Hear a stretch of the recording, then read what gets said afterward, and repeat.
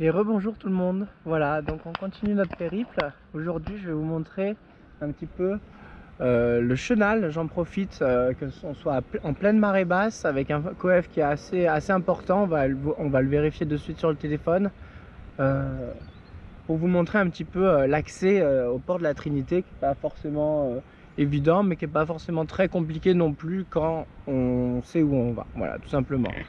Donc je vous refais un petit tour d'horizon. Donc nous avons la première darse qui se trouve ici. Alors que c'est une darse avec j'ai demandé avec des pontons à l'année, mais il est possible en cas de nécessité qu'ils mettent des visiteurs dessus. Voilà. Vous avez le fameux quai avec Solébo qui se trouve là-bas en face. Donc le maxi trimaran. Et derrière, on va aller visiter tout ça. Vous voyez tous les mâts qui sortent derrière ce mall là. Ce sera donc le ponton visiteur, toutes les pannes, etc. Puis le pont là-bas. Voilà, ça c'est un petit peu pour vous montrer où nous sommes. On est tout à l'entrée au mall. Donc au premier mall avec, vous voyez, un phare rouge ici.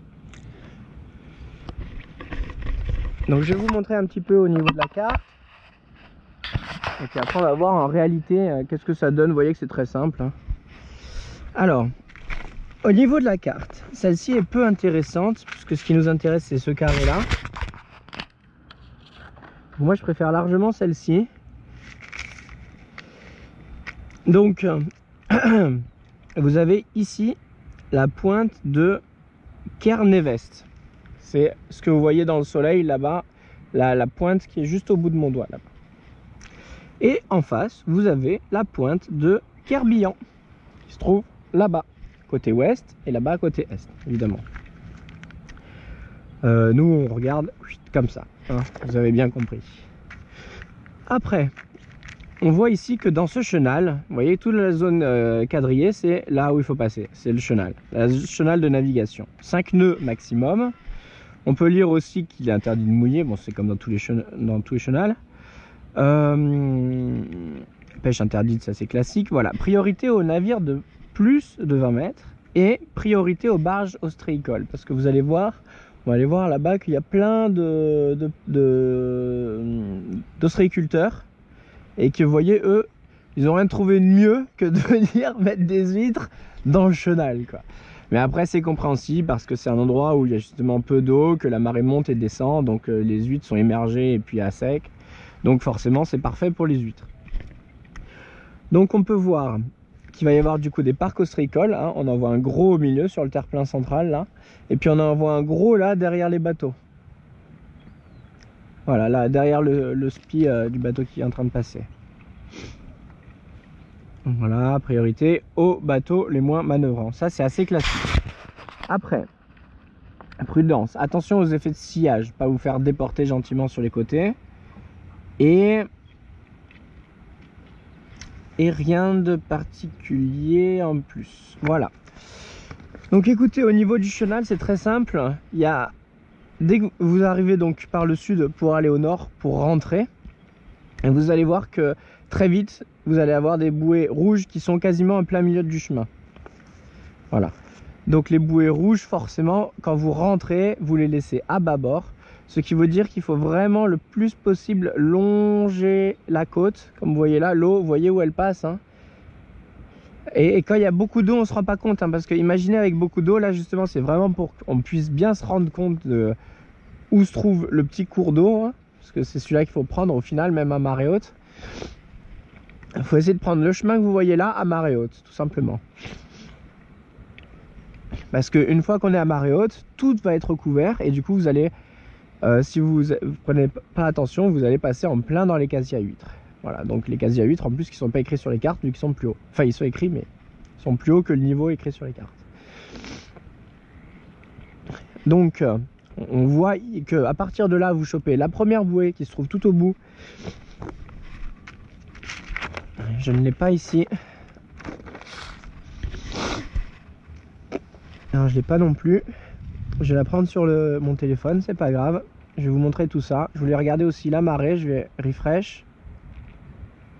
Alors attendez. Hop. je vais apprécier un peu ce paysage. Donc nous sommes le mercredi 24 octobre. Et vous voyez qu'il fait magnifique, hein. ça change pas. Bretagne, que du bonheur pour l'instant. On attend de voir janvier-février, mais pour l'instant c'est que du bonheur, hein. Et il y a pile 1 mètre d'eau. Et nous sommes donc mercredi 24, 11h54. Et sachant que la marée basse c'était à 11h35 avec 1m08. Donc voilà, le temps qu'on papote, les présentations, tout ça. Et que je vienne ici. Donc vous voyez un petit peu. Donc ça veut dire qu'avec un coef, quand même, c'est ça qui nous intéressait le plus, de 88. Voilà. Donc c'est pas dingue non plus, hein. On peut avoir encore moins d'eau que ce qu'il y a là, hein. Mais bon, 1 mètre d'eau, c'est pas énorme quand même, hein. Ouais, il y a 1 mètre d'eau en plus du niveau des cartes. Voilà. Actuellement. Ce que vous voyez à l'écran, c'est 1 mètre d'eau en plus du niveau des cartes. Donc vous voyez que, bon, hein.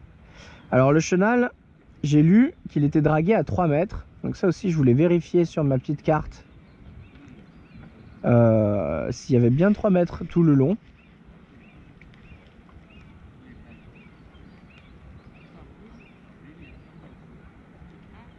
Hop. Et donc voilà, regardez, ils prennent tous en longeant, à savoir qu'il n'y a même pas de bouée tribord. Tellement ils veulent vous inciter à longer la côte tribord du coup.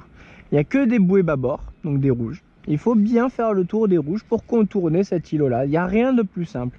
Voilà, après bien sûr il y a le mouillage et la verte là, bien sûr, qui vous délimite. Les vertes reprennent à partir du moment où il y a le second parc ostréicole.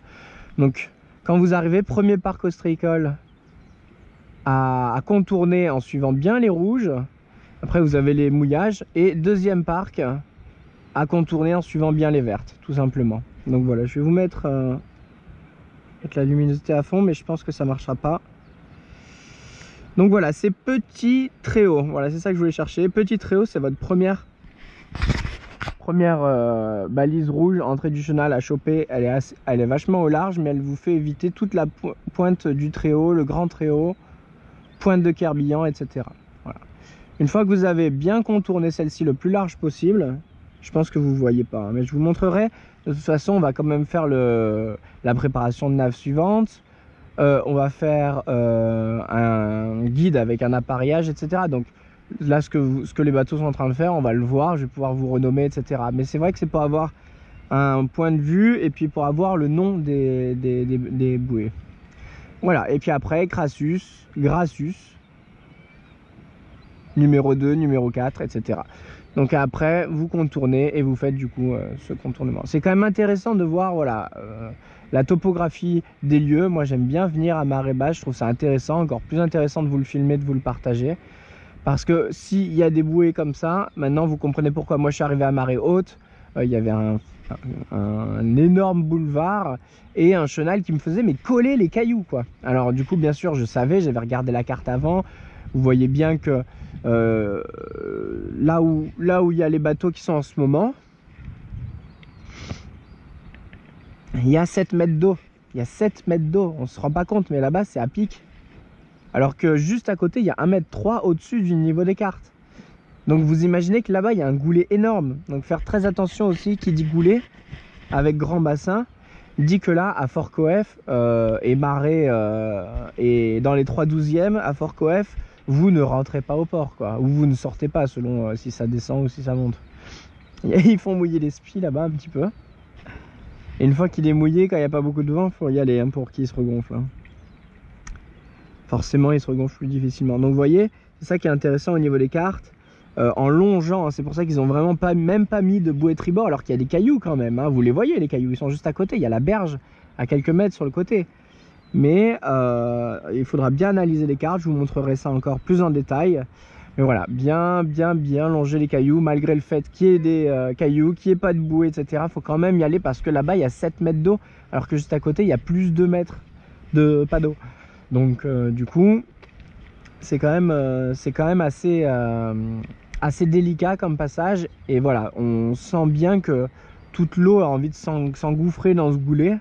et de ressurgir là-bas. Donc imaginez que là-bas c'est quand même le petit moment chaud au niveau du courant, si vous ne passez ni à Petit Coef ni à l'étal. Regardez là, il y a un bel oiseau là au milieu de l'eau qui se reflète. Écoutez, on va se quitter sur ce magnifique oiseau et ce magnifique chenal. Regardez un petit peu comme c'est vert tout autour. C'est vraiment petite maisonnette, etc. Là, on est vraiment en Bretagne, ça fait plaisir. Voilà, bah écoutez, je vais vous laisser sur ce petit panorama et puis je vous retrouve, on va aller faire une visite guidée. Tout simplement, on va aller voir un petit peu le shop, les commodités, les grues, les stations essence, etc.